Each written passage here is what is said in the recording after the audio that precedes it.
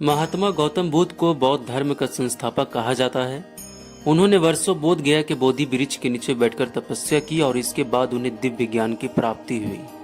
बुद्ध ने अपने विचारों और उपदेशों से पूरे संसार को शांति और अहिंसा का मार्ग दिखाया।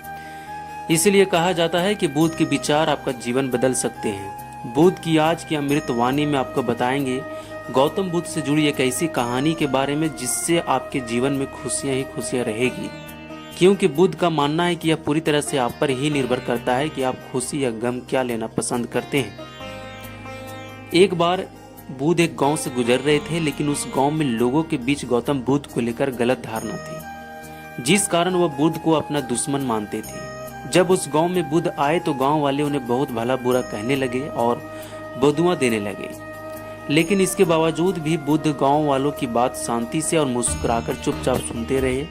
गांव वालों ने देखा कि उनकी बातों का बुद्ध पर कोई असर नहीं हो रहा है और वे विनम्रता से उनकी बातें सुन रहे हैं। गांव वाले जब बोलते बोलते थक गए तो आखिर में बुद्ध ने कहा कि यदि आप सभी की बातें समाप्त हो गई हो तो मैं अब प्रस्थान करूं।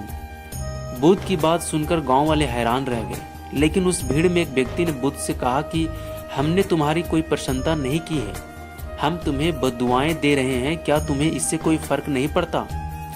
बुद्ध मुस्कुराते हुए बोले, जाओ, मैं आपकी गालियां या बदुआ को लेता ही नहीं। आपके द्वारा दी गई गालियों से भला मेरा क्या होगा? जब तक कि मैं आपकी गालियों को स्वीकार ही नहीं करता, इसका कोई परिणाम ही नहीं होगा। जानते हैं, कुछ दिन पहले एक व्यक्ति ने मुझे बहुत सारे उपहार दिए, लेकिन मैंने उसे लेने से मना कर दिया। जब मैं लूंगा ही नहीं तो कोई मुझे कैसे दे पाएगा? बुद्ध ने पूछा, बताइए, अगर मैंने उपहार नहीं लिया तो उपहार देने वाले व्यक्ति ने क्या किया होगा? भीड़ में से किसी ने कहा, व्यक्ति ने अपने उपहार को अपने पास रख लिया होगा। बुद्ध ने कहा, मुझे आप सब पर इसलिए दया आती है क्योंकि मैं आपकी इन गालियों को लेने में असमर्थ हूँ और आपकी ये गालियाँ आपके पास ही रह जाएगी।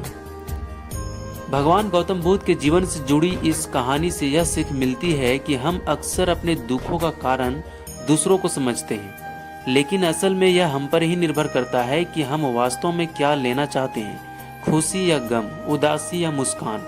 यकीन मानिए, छोटी सी कहानी जीवन में एक बड़ा बदलाव ला सकती है।